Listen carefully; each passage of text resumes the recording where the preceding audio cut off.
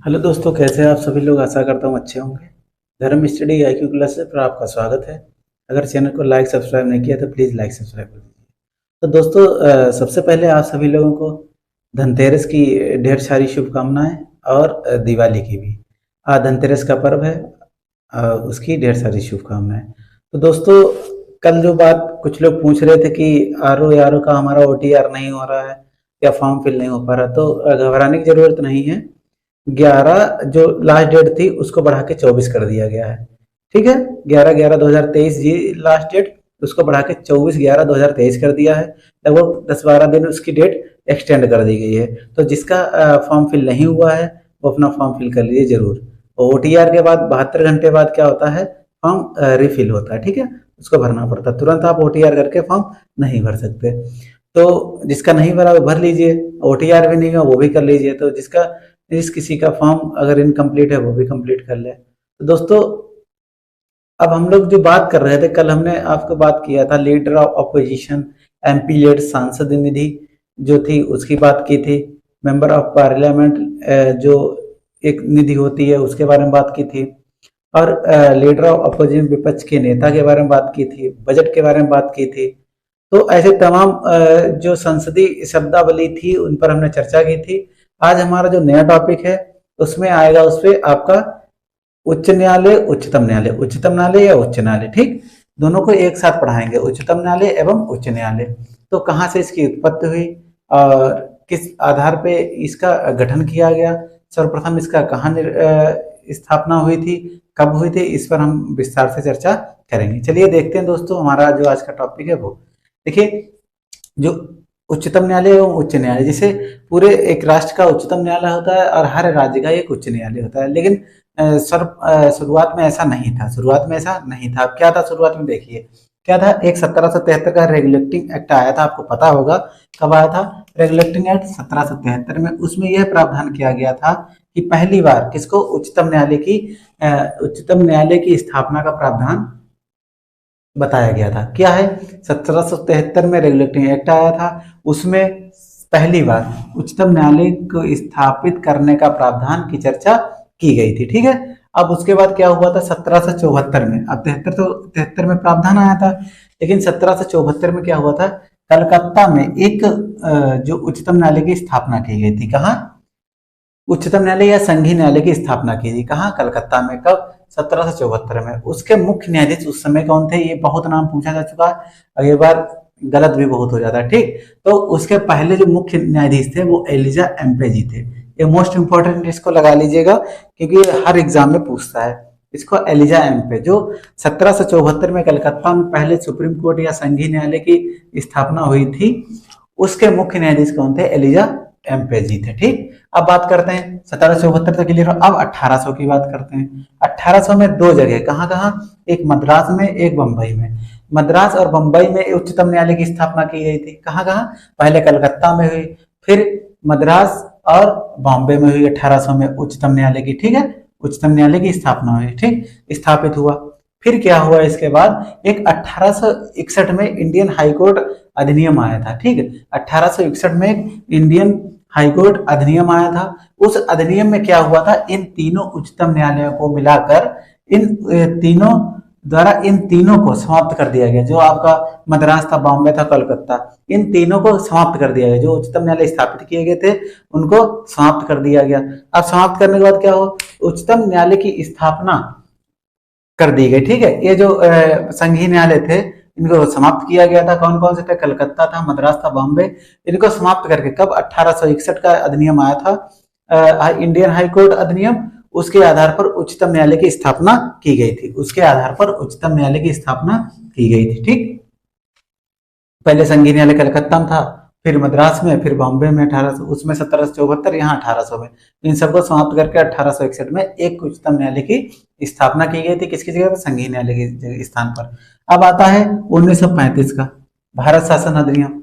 इसमें क्या था, भारत शासन अधिनियम में दिल्ली में संघीय न्यायालय की स्थापना का प्रावधान किया गया था। दिल्ली में, कहा, दिल्ली में संघीय न्यायालय की स्थापना का प्रावधान किया गया। कहा, दिल्ली में। याद रखिएगा कब, 1935 में। ठीक, अब क्या हुआ, 1 अक्टूबर 1937 से 1 अक्टूबर 1937 से संघीय न्यायालय संघीय न्यायालय स्थापित हुआ 1 अक्टूबर 1937 से। इसके मुख्य न्यायाधीश कौन थे? इसके मुख्य न्यायाधीश सर मॉरिस गवेयर थे। इंपॉर्टेंट है, ठीक। कौन थे? सर मॉरिस गवेयर थे, मुख्य न्यायाधीश थे, ठीक। देखिए क्या था, पहले एक एक्ट आया पहली बार, उच्चतम न्यायालय के प्रावधान के बारे में बताया गया। फिर 1774 में कलकत्ता में स्थापित हुआ, उसके मुख्य न्यायाधीश एलिजा एम्पे जी थे। फिर 1800 में क्या हुआ था, 2 और संघीय न्यायालय की स्थापना की, मद्रास और बॉम्बे। कहाँ उच्चतम न्यायालय की स्थापित किया गया, ठीक। तो इसमें क्या हुआ, एक उसके बाद एक्ट आया 1861 का, इंडियन हाईकोर्ट एक्ट।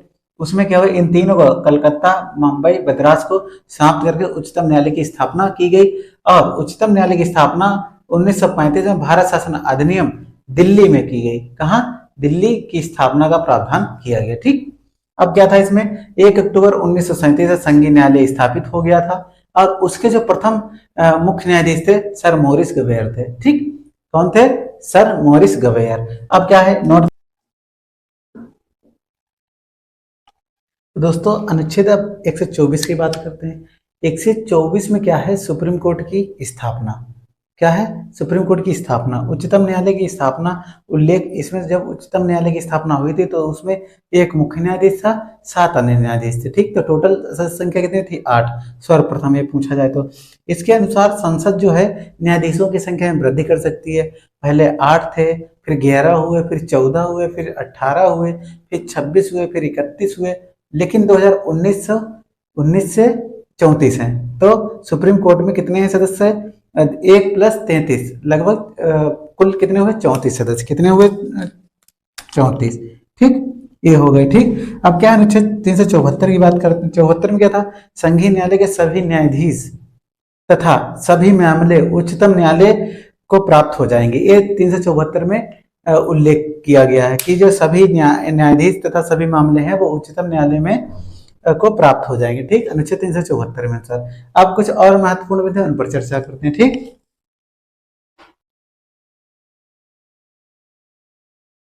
हीराले जो क्या नाम उनका था, हरिलाल जेकानिया। हरिलाल जेकानिया, जे का मीन जयकुंड दास है, नाम याद रखना, जेकानिया। हरिलाल जयकुंड दास कानिया, जेकानिया। लो यहाँ पे लिख देते हैं जयकुंड दास, जयकुंड दास। हरिलाल जेकानिया, हीरालाल नहीं है, हरिलाल है, ध्यान रखिएगा। हरिलाल जेकानिया। अब ये कौन थे? फेडरल कोर्ट के या संघीय न्यायालय के, फेडरल कोर्ट के, लिख लो यहाँ पे, फेडरल कोर्ट के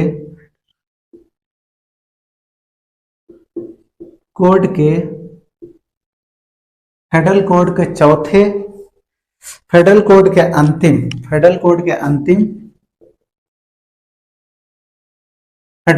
अंतिम मुख्य न्यायाधीश थे, ठीक। फेडरल कोर्ट के अंतिम व चौथे मुख्य न्यायाधीश थे, अंतिम व चौथे मुख्य न्यायाधीश थे, ठीक। व चौथे मुख्य न्यायाधीश थे। कौन? हीरालाल जेकानिया जो थे फेडरल कोर्ट के अंतिम व चौथे मुख्य न्यायाधीश थे, ठीक। अब इन्हें ही उच्चतम न्यायालय के पहले मुख्य न्यायाधीश बनाया गया।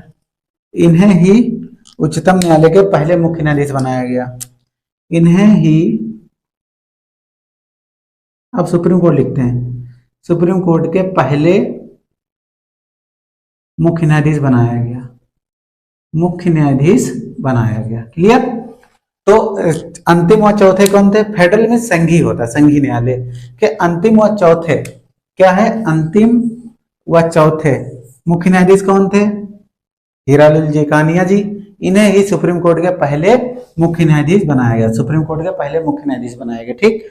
अब क्या है, उच्चतम न्यायालय में अभी तक एक भी महिला मुख्य न्यायाधीश नहीं बनी है। सुप्रीम कोर्ट में अभी तक एक भी महिला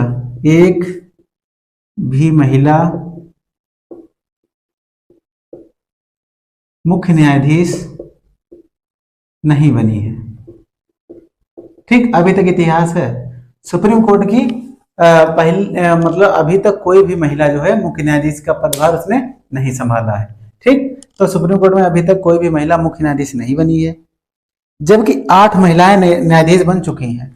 इसके आगे लिखिए, जबकि 8 महिलाएं 8 महिलाएं न्यायाधीश बन चुकी हैं।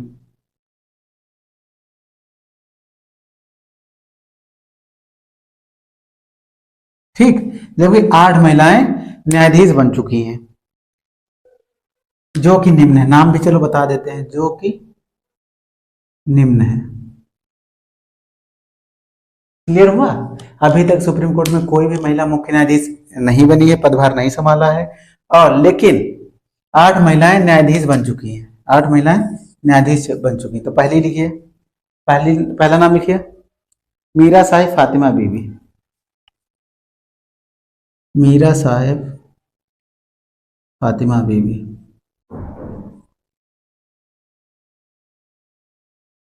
मीरा साहिब फातिमा बीबी पहली। दूसरा लिखिए, सुजाता मनोहर। सुजाता मनोहर। तीसरी लिखिए, मीरा साहिब फातिमा बीबी पहली, सुजाता मनोहर दूसरी, रंजना प्रकाश देसाई। रंजना प्रकाश देसाई।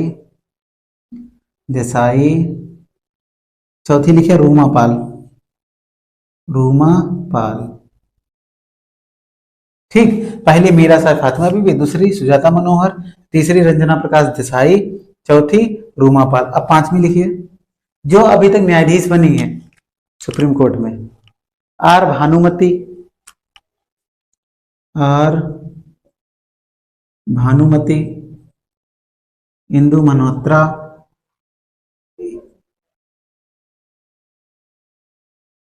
इंदु मल्होत्रा, आर भानुमति, इंदु मल्होत्रा, इंदिरा बनर्जी, ज्ञान सुधा मिश्र।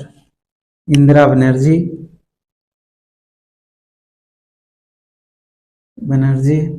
ज्ञान सुधा मिश्र। अंतिम है ज्ञान सुधा मिश्र।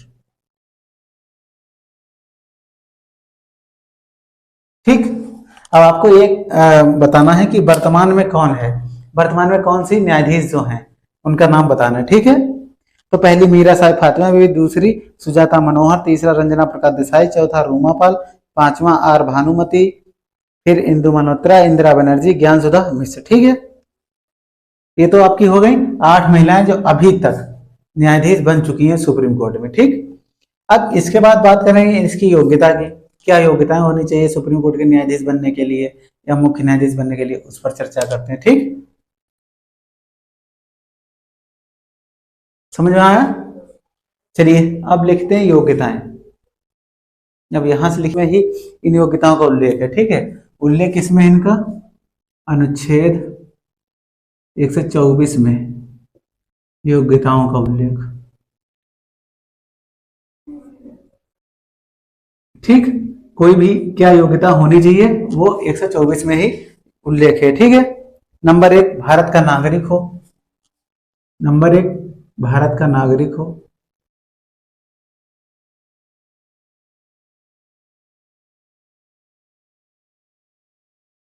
दूसरा, किसी उच्च न्यायालय में 5 वर्षों से न्यायाधीश हो। किसी उच्च न्यायालय में 5 वर्षों से न्यायाधीश हो। ठीक, भारत का नागरिक हो, पहली शर्त है। दूसरा, किसी उच्च न्यायालय में 5 वर्षों से न्यायाधीश हो, या किसी उच्च न्यायालय में 10 वर्षों से अधिवक्ता हो। यहां पर लिखिए या, किसी उच्च न्यायालय में 10 वर्षों से क्या हो? 10 वर्षों से अधिवक्ता हो। ठीक, यहाँ 5 वर्षों तक न्यायाधीश हो या 10 वर्षों तक क्या हो? अधिवक्ता हो, मतलब वकील हो। ये योग्यता है। ठीक, दूसरी, फिर या राष्ट्रपति की नजर में पारंगत विधिवेता हो, या राष्ट्रपति की नजर में कानून का नजर में विधिवेता हो, ऐसे लिख लो, विधि मीन्स कानून होता है, विधिवेता हो। ठीक, ये कंडीशन होनी चाहिए भारत का न्यायाधीश या मुख्य न्यायाधीश बनने के लिए। ये क्लियर हुआ?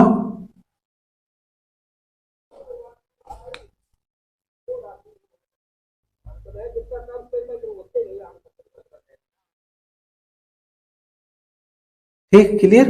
ये क्या होगा, न्यायाधीशों में योग्यताएं, अनुच्छेद 124 में इनका उल्लेख है। क्या योग्यता होनी चाहिए न्यायाधीश या मुख्य न्यायाधीश बनने के लिए? भारत का नागरिक हो, किसी भी उच्च न्यायालय में 5 वर्षों से न्यायाधीश हो, या 10 वर्षों से अधिवक्ता हो, या राष्ट्रपति की नजर में विधिवेता हो, या राष्ट्रपति की नजर में विधिवेता हो, या 10 वर्षों से अधिवक्ता हो, या 5 वर्षों से न्यायाधीश हो किसी उच्च न्यायालय में, और भारत का नागरिक होना चाहिए। अब देखिए, अब इसमें क्या नोट करके लिख लें, इंदु मल्होत्रा के बारे में। इंदु, बॉबी लिखाया था ना, इंदु मल्होत्रा, मल्होत्रा, इनके बारे में क्या है? इंदु मल्होत्रा के बारे में क्या? पहली एवं एकमात्र महिला हैं, पहली एवं एकमात्र महिला, एकमात्र महिला जो, एकमात्र महिला जो किसी भी उच्च न्यायालय में न्यायाधीश बने बिना, जो किसी भी उच्च न्यायालय में न्यायाधीश बने बिना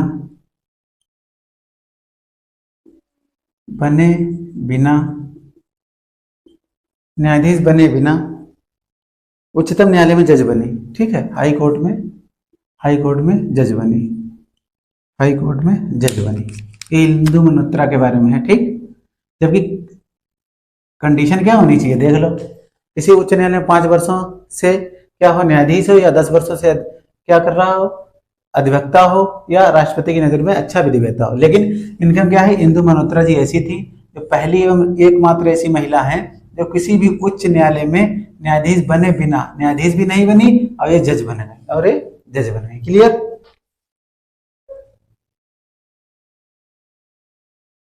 ये तो पता ही, राष्ट्रपति की राय में पारंगत विधिवेता के आधार पर उच्चतम न्यायालय के किसी को भी न्यायाधीश नियुक्त नहीं किया गया। ठीक, उच्चतम न्यायालय में किसी को भी न्यायाधीश नियुक्त नहीं किया गया। ठीक, अब अगला लिखिए, हरिलाल, भाई हीरालाल वाला, लोग कहते हैं हीरा लेकिन हरिलाल नाम है, हरिलाल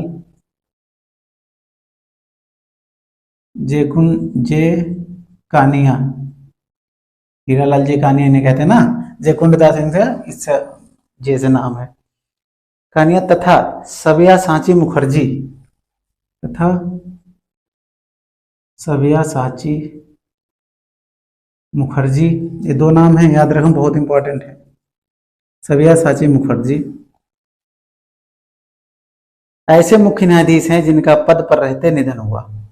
ऐसे मुख्य न्यायाधीश हैं, मुख्य न्यायाधीश पद पर रहते निधन, पद पर रहते निधन। ठीक, पद पर रहते निधन हुआ। कौन कौन? हरिलाल जे कानिया तथा सव्यसाची, 2 ऐसे मुख्य न्यायाधीश हैं, हरिलाल जे कानिया, सव्यसाची मुखर्जी, ऐसे मुख्य न्यायाधीश हैं जो पद पर रहते हैं, इनका निधन हुआ। ठीक, फिर अगला देखिए, पद पर रहते कुछ लोगों ने इस्तीफा भी दिया था। बीजन कुमार मुखर्जी, बीजन कुमार मुखर्जी, देखिए ये ऐसे प्रश्न है जो जब टफ एग्जाम आएगा, अब एग्जाम सारे टफ क्वेश्चन पूछे जा रहे हैं। बीजन कुमार मुखर्जी, ठीक, बीजन कुमार मुखर्जी, के सुब्बा राव तथा आर एस पाठक, के सुब्बा राव तथा आर एस पाठक, आर एस पाठक। ठीक, बीजन कुमार मुखर्जी, के सुब्बा राव तथा आर एस पाठक ऐसे मुख्य न्यायाधीश हैं जिन्होंने, ऐसे न्यायाधीश जिन्होंने पद पर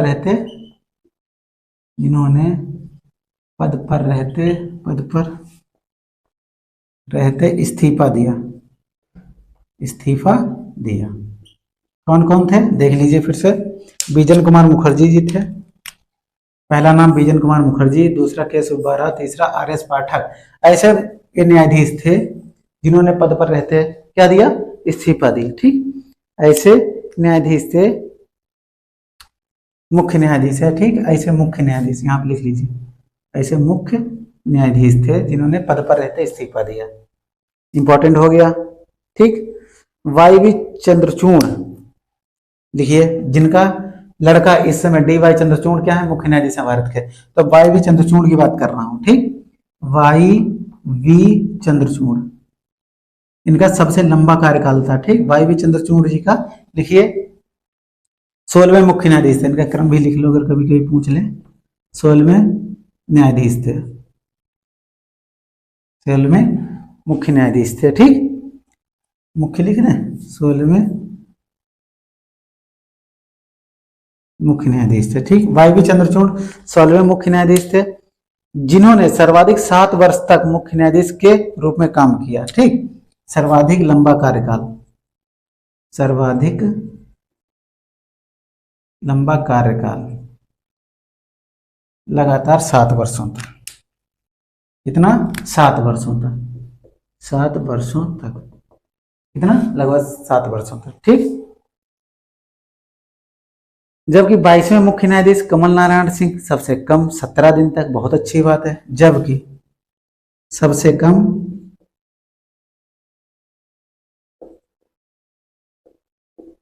कम 17वें, सॉरी, जबकि कम सबसे कम 22वें मुख्य न्यायाधीश, 22वें मुख्य न्यायाधीश, मुख्य न्यायाधीश कौन थे लिखिए,